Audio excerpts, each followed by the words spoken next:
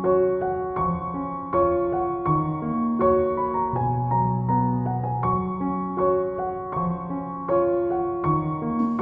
evening po. Kumusta po ang bawat isa? Dito, kumusta sa amin? Dito sa company, yun nga, magkakaroon kami ng audit this coming Wednesday. So, tiga Canada yung mag-audit sa amin, pupunta dito. So, for na ilang araw na rin stress, pagod sa preparation. Tapos yung weather kanina is nasa 19. Medyo alas 8 na ng gabi ngayon, lumalamig pa, tsaka medyo malakas ang hangin. Sa health, okay naman po. Masarap pa rin yung pagkain. Survive pa. Nga lang di makauwi dahil nga medyo restriction ulit yata. Anyway, prayer na makauwi soon. Okay, so sa gabing ito ako po mag-share sa inyo ng magandang balita. Okay, title ko po ito ng Overcoming Battle Fatigue. So let's define natin mamaya kung ano itong ibig sabihin ng battle fatigue. So let's pray po muna. Ama, marami pong salamat sa gabing ito at kami po ay muling makakapakinig ng inyong balita. Magandang balita para sa amin. Sa mga salita mo na magpapaalala sa amin sa inyo pong pag-ibig at kabutihan at katapatan sa amin. Salamat Panginoon. Gamitin niyo po ako para maparating sa mga makikinig ang nais niyo pong sabihin at magamit po namin ito sa aming kung ano man pong sitwasyon na meron kami. Salamat Panginoon sa knowledge, sa lakas na pinagkaloob mo po sa amin. Buksan niyo po ang isipan ng bawat isa para maunawaan po nila ang mga mensaheng ipapabot po namin. Salamat Panginoon sa inyo pong kabutihan. Salamat po. In Jesus' name. Amen. Okay, yun nga, ano bang ibig sabihin nitong battle fatigue? So, ibig sabihin nito is ito po yung extreme tiredness. So, hindi lang pagod, kundi pagod na pagod. So, maaring pagod na pagod sa mga sitwasyon na matagal na natin pinoproblema sa ating buhay. Sa mga challenges na dumarating sa atin, nakakapagod kung paulit-ulit. Kung katatapos lang ng isang problema, is meron na naman darating. O hindi pa tapos yung unang problema, is meron na naman. So, patong-patong yung problema dumarating sa atin. So, nakakapagod na sa mga sitwasyong ganito. So, may babasahin akong verse patungkol dito. So, ito yung sa Judges 8, 4 and 5. Babasahin ko po, no? So, ito yung kwento tungkol kay Gideon at saka yung sa 300 na Israelites na kasama niya. So, si Gideon at ang 300 niyang tauhan ay nakatawid sa ilog Jordan. Pagod na pagod sila, ngunit patuloy pa rin nilang hinahabol ng mga Midianites. Okay? Nang umabot sila sa Sukot, nakiusap siya sa mga taga-roon. Maaari po bang bigyan nyo ng makakain ng ating tauhan? Latang-lata, pagod na pagod sila sa gutom at hinahabol pa namin ng 2 hari ng Midianites na sina Seba at Salmuna. Well, ang ating Panginoon is hindi naglihim sa atin sa ating buhay na we will gonna face troubles, we will gonna face problems, difficulties, and challenges. So sinabi niya ito sa Bible. Nung gabi na hinuli nga si Jesus, di ba? Sinabi niya doon sa mga disciples niya na in this earth, you will experience many trouble. So hindi lang trouble, kundi many troubles. But take heart, okay? That I already overcome the world. Okay? Kung i-evaluate natin yung ating buhay, yung ginugol natin na buhay, Yung mga marami na tayong dinaan ng problema. So may come and go yung mga problema na experience natin, yung mga difficulties na yan. Okay? So sa panahon na nararanasan natin itong mga difficulties, yung mga troubles, yung mga problema sa ating buhay, so isa sa mga advice ng scripture is yung mag-depend tayo sa ating Panginoon. Diba? So wala tayo talagang pwedeng asahan kundi yung mga pangako ng Diyos na makakasama natin siya in these times ng mga problema. So, makakasama natin siya, makakatulong natin siya. Siya din yung mag-guide sa atin. Okay? So, siya yung magiging provider natin. Diba? So, dun sa kwento rin ng isang nabanggit ni David dun sa Psalm 23. Okay? Yung shepherd tsaka yung sheep. Okay, so, si Lord yung ating shepherd, siya yung ating provider, siya yung ating protector, siya yung tagapag-alaga natin. Then, tayo yung sheep, we will be dependent dun sa ating shepherd, sa ating Panginoon. So, nananampalataya tayo sa ating Panginoon na siyang makakatulong natin in times ng trials and difficulties. So, sa hirap at sa ginhawa. So, hindi naman laging masaya ang buhay at hindi naman palaging magulo. Okay? So, may mga sunny days at mayroon ding stormy days. May mga wow days at mayroon din namang aray days. Okay? Pero usually, kapag pagtatagumpayan natin ang mga ito, kung alam nating hawakan ang ating emotion. Kasi yung ating emotion, masaya man o malungkot, okay? O merong potential to draw near in our God. At meron ding potential na draw you away from our God. Si Gideon na sa ating text na pagkikwentuhan, bago siya tawagin ng Panginoon, yung Israelites ay sinakop ng mga Midianites sa loob ng 7 years. Okay, so ito yung mga Midianites na to, sila din yung sumira ng kanilang kabuhayan, yung mga halaman, yung mga alaga nilang hayop ay kinuha. So hindi lang Midianites yung sumakop sa kanila, pati yung Amalekites at yung mga tiga-Eastern. So sila yung mga sumakop. Pero bakit nga ba sinakop ang Israelites ng mga Midianites na ito? So kasi itong mga Israelites na ito ay nakagawa ng kasalanan o kasamaan laban sa ating Panginoon. Pero dahil sa kanilang naranasang hirap, dahil sa mga Midianites na ito ay tumawag sila ng tulong sa ating Panginoon. Okay? So tumawag sila. So ang good news dun is tinugon sila ng ating Panginoon. Tumugon ang ating Panginoon. Okay? Kaya nagpadala agad ang ating Diyos ng isang anghel para hanapin itong si Gideon. Pero that time, si Gideon ay nagtatrabaho sa isang ubasan. Maaring siya yung tiga-timpla ng alak. So, ordinaryong manggagawa. Okay? So, sinabi sa kanya ng Panginoon, Gideon, lumakad ka at gamitin mo ang iyong lakas para iligtas ang mga Israelites mula sa mga Midianites. Okay? At ako ang magsugo sa iyo. Sinabi sa kanya ng Panginoon, so iyon, sumagot naman si Gideon sa ating Panginoon. Ngunit Panginoon, paano kung may ililigtas sa mga Israelites sa kamay ng mga Midians?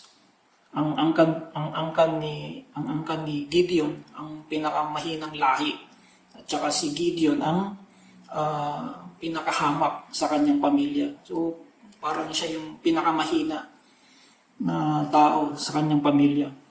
So tingnan mo ang Panginoon, hindi siya tumitingin kung ano yung estado ng ating buhay, hindi siya tumitingin kung ano yung sitwasyon, kung ano yung level natin. Okay? there is always a possibility for us in God's way, okay? For us to be from something, from nothing to something. Okay?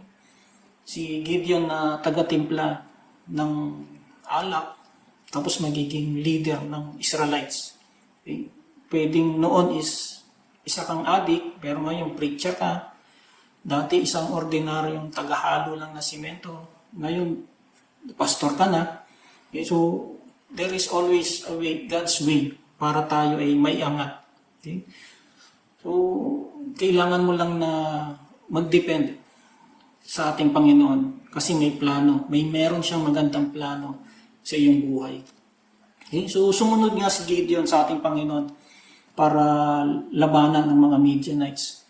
Kaya tinipon niya yung mga Israelites at nakabuo siya ng around 32,000 ng mga soldier. Pero sabi ng Panginoon sa kanya is napakarami pa nito.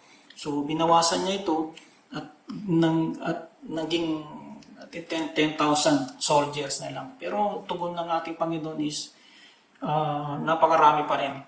Okay, so binawasan pa rin niya ito at yun nga 300 na lang yung natira. By the way, yung kalaban nilang Midianite is more than 120,000. So kung i-ratio mo parang 1 Israelites is to 400 Midianites. So nakakapagod na laban yun. Isang tao laban sa 400 na kalaban. Okay? Pero dahil sa grace ng ating Panginoon, so natalo nila yung mga Midianites. Dahil yun nga, kasama nilang Panginoon sa laban at kaya nagtagumpay sila. So panalo sa laban pero hindi pa rin tapos dahil nakatakas nga yung dalawang hari. Pero alam nila na malapit nang matapos yung problema mo. Kaya kailangan mo din na tapusin. Pero pakiramdam mo is exhausted ka na, pakiramdam mo is pagod ka na. Pero kailangan ipagpatuloy mo yung laban. Okay? Alam naman natin na nandyan si Lord na kasama natin sa bawat laban. At meron siya magandang plano para sa atin. So, idagdag ko lang yung kwento ni Prophet Elijah. Alam naman natin yung kanyang kwento na yung nagpababa ng apoy. Okay? So si Elijah din yung nag-declare na magkakaroon ng drought sa loob ng 7 years. At nangyari ito. Pero si Elijah din yung nag-declare ng mahabang ulan, which is na nangyari din. Okay, so yung huling kwento niya is yun nga, hinamon niya yung more than 800 false prophet, okay, sa isang showdown. So kung sino yung unang magpababa ng apoy, okay, kung sino yung Diyos nun, siya yung totoong Diyos. Okay? So yun nga, nagsimula silang mag-ritual para magpababa ng apoy mula umaga, inabot ng tanghali, pero wala sino man sa kanila ang nakagawa nito. Kaya nung time na ni Elijah, he commanded the heaven, and boom, yun nga, bumaba yung apoy, tapos na-consume lahat yung material doon, pati yung mga bato. Okay? So he won the battle. Ang nangyari dun sa mga 800 na prophets is namatay sila lahat. Ang dami niya nagawang kabutihan. Okay, so yung ulan, nagkatotoo, yung drought, nagkatotoo, tapos yung pagbaba ng apoy is nagawa niya. Pero nung nabalitaan ni Jezebel yung nangyari, sinabi niya kay Elijah na within 24 hours is I promise to kill you. Okay? So ano nangyari? Meron siyang death threat. So natakot si Elijah. Pero kung isipin mo, ang dapat isagot ni Elijah kay Jezebel is, sige, hindi ako natatakot sa iyo. Yun nga, 800, more than 800 namatay. Ikaw pa, nag-iisa ka lang. Pero hindi, nagkaroon siya ng takot. Okay? Pero yun nga, natakot nga siya. So, ginawa niya is tumakbo, iniwan niya yung kanyang mga servants at pumunta siya sa ilang. Alam mo, pag ikaw ay nag-iisa, okay? So mas malakas dyan yung temptation. Pag ikaw yung nag-iisa, yung depression is stronger. Ganon din yung anxiety, tsaka yung fatigue is stronger pag nag-iisa ka. So pagkatapos nung maghapong paglalakad ni Elijah sa ilang, so naupo siya dun sa ilalim ng punong kahoy. Gayap na nalangin siya. Alam mo kanyang panalangin? Yahweh, kunin na po ninyo ako. Ako po'y hirap na, mabuti pong mamatay na ako. So tingnan mo, yung nagawa niyang accomplishment before. Nagkaroon lang siya ng death threat, natakot. Ngayon, gusto na sumuko, gusto nang mamatay. So, ang dali niya sumuko. Yeah? Hindi niya naisip na kasama niya palagi ang ating Panginoon. Kaya, madami sa ating mga Christian is nakakaranas din ng mga ganitong sitwasyon. Nagkakaroon din tayo ng mga silent battle or mga private depressions. Kasi pag sinabi mong Christian, kilala ka bilang malakas. Okay? Kilala tayo bilang mananampalataya. So, hindi tayo takot, hindi tayo basta-basta sumusuko. Pero, yun nga, nakakaranas din tayo ng takot sa ating buhay. So, meron tayong faith. Andun yung faith. Pero sometimes yun nga, nakakaranas tayo ng takot. Pag nagkakaroon tayo ng matinding problema, yung mga difficulties, pag nandyan, napakahirap na sitwasyon. Okay? So, pero paano mo ba ito i-handle? How you will respond? How you will respond kung kagaya ka ni Elijah na meron kang death threat? How will you respond sa mga atake ng mga kaaway?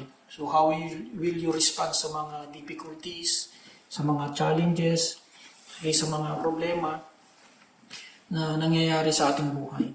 Paano nga ba? Possible pa rin na mangyayari sa iyo yan. You have your faith, pero yun nga, makakaranas ka ng pagod, makakaranas ka ng takot. Kahit na nga yung mga Bible heroes natin, nakakaranas din ng depression. Andiyan si Elijah, nagkaroon ng depression. Si David, ganoon din si Job. Okay? He went to depression. Okay?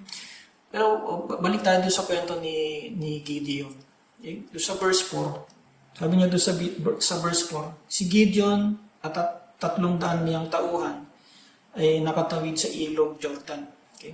So, pagod na sila, ngunit patuloy pa rin nilang hinahabol ng mga Midianite. Kahit napagod sila, patuloy pa rin yung kanilang laban dahil alam nila na malapit na sila magtagumpay. Kung meron tayong mga problema sa buhay is alam naman natin nandiyan ang ating Panginoon. Tuloy lang. Alam naman natin na lahat ng problemang ito is lilipas din. Okay? So, alam natin na pag mas mahirap yung ating nararanasan, mas grabe, mas mahirap, yung lakas ang atak ng kalaban. So, alam natin na malapit na tayo magtagumpay. Okay? So, alam naman natin na nandiyan ang ating Panginoon para tayo itulungan. Okay? At magtatagumpay tayo sa ating mga difficulties and problems. Okay? I can be healed. Okay? Lord will set me free. When I am tired, okay? When I am weary, when I am exhausted, God is with me. God is on my side. I can press on and continue. Okay? So, lahat ng ito ay lilipas din. So, yun nga, isa pa rin sa mga pangako niya na hindi niya tayo iiwan at hindi niya tayo pagbabayaan. Okay? So, as we close, okay? So, anong nangyari doon sa kay Elijah? Nung after niyang manalangin, so nakatulog siya, then ginising siya ng angel para kumain, tapos nakatulog ulit, tapos pinakain ulit, okay? So natulog, kumain, okay? He was replenished, he was revived. So lalo siyang pinalakas dahil meron pa silang purpose na dapat tapusin. So meron na-replenish tayo, okay? Na-revive tayo. Okay? So, kailangan nating ipagpatuloy dahil meron pa rin tayong purpose na pinapagawa o gagawin sa ating buhay. Pag nakakaranas tayo ng difficulties, ng trials, check natin yung ating sarili, physically. Baka hindi na tayo kumakain ng wasto, hindi na tayo nakakatulog ng tama, naapektuhan na yung ating system, yung ating physical. So, i-check din natin. Baka naabuso na yung ating katawan. Kailangan natin magpahinga. Kailangan natin kumain. Yung spiritual at saka yung ating physical is naapektuhan na. Ganun din sinabi doon sa Isaiah 40. Okay? Kung nakakaranas tayo ng mga problema, is magantay tayo. Okay? But those who wait upon the Lord shall renew their strength. Diba? Yun nga, sabi nga is meron magandang plano ng ating Panginoon. So magantay lang tayo. Okay? At lahat ng mga problema is lilipas din. Sabi din doon sa Matthew 11, okay? Lumapit kayo sa akin, kayong lahat ng nahihirapan at nabibigat ang lubha sa inyong pasanin, at kayo'y bibigyan ko ng kapahingahan. Ang daming pangako ng ating Panginoon na hindi niya tayo iiwan at hindi niya tayo pababayaan.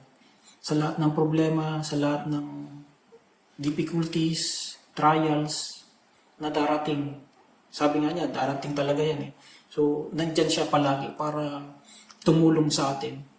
Yung mga Israelite na-experience nila yung ganyang sitwasyon is tumawag sila sa ating Panginoon. So, sa ating buhay, pag nakakaranas tayo, is kailangan natin mag-pray at humingi ng tulong sa Kanya. Okay? So, yun nga, God will walk with you. Walang exempted sa mga difficulties, sa mga problema, sa mga challenges sa ating buhay. No? Pero, thank you, Jesus, for you already overcome the world. Okay, salamat sa Panginoon dahil kakampi ka namin. Alam namin na hindi kami magtatagumpay sa lahat ng ito kung hindi ka namin kasama. Okay, that God will walk with you. God will walk you through it. Okay? So, hindi mo lang siya kasama during this time, kundi tutulungan ka pa niya. Okay? Para maayos ang lahat. Okay? So, just hold on sa mga promises ng ating Panginoon. Salamat po. Ama, marami pong salamat sa mga salita mo na nagpaalala sa amin. Sa mga pangako mo na hindi mo kami iiwan at hindi mo kami bababayaan. Pinangahawakan po namin ang mga pangako mo. Alam po namin na meron po kayong magandang plano para sa aming buhay. Hindi man po kami exempted sa mga problema, sa mga trials na nararanasan namin. Pero ang alam namin, Panginoon, ay kasama ka namin sa laban na to. Lord, hindi ko po alam kung anong sitwasyon ng mga nakikinig. Hindi ko alam kung anong mga problema nila, mga challenges nila. Physical man, spiritual man, financial man. Pero alam namin, Panginoon, na ang lahat ng ito ay lilipas. Ang lahat ng ito ay inyo pong ipoprovide. Ang lahat ng ito, Panginoon, ang aming dalangin ay inyo pong pakikinggan para malagpasan po namin ang lahat ng aming mga nararanasang difficulties at mga problema sa buhay. Pinagkakatiwala po namin sa inyo ang lahat ng aming mga suliranin at inyo pong tutugunin ang mga ito. Hindi man po sa aming sitwasyon, hindi man po sa aming naisip na paraan, alam po namin na meron po kayong mas magandang paraan para ang lahat ng ito ay maayos. Salamat, Panginoon, sa mga pangako mo, sa mga salita mo na nagpapaalala, nagpapalakas po sa amin. Salamat, Panginoon. Marami pong salamat sa inyo pong pag-ibig, sa iyong kabutihan, sa iyong katapatan.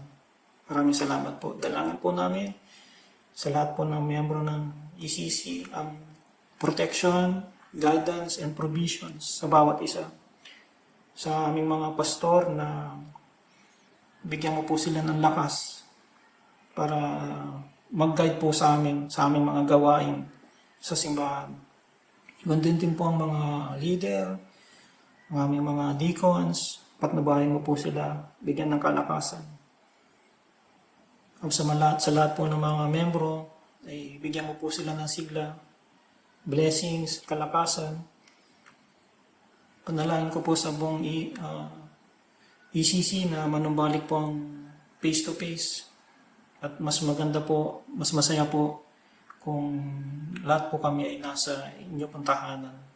Muli, ako po yung nagpapasalamat sa inyo, Panginoon, sa mga blessings na nare-receive namin, sa protection na binibigay po ninyo. Maraming salamat po. Salamat po sa inyo pong pag-ibig, sa iyong kabutihan at katapatan sa bawat isa. Salamat, Panginoon. Ito po ang aming dalangin, sama, through Jesus Christ, our Lord, our Savior. Salamat po. Salamat. Thank you. Merry Christmas!